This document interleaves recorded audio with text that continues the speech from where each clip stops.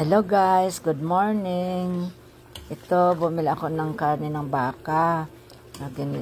Pinakuluan ko sa bahay. Ito sa bahay at saka pinalambot. Ang lumambot na ginisa ko sa sibuyas bawang. At hinaluan ko ng tinimpla ko muna sa patis.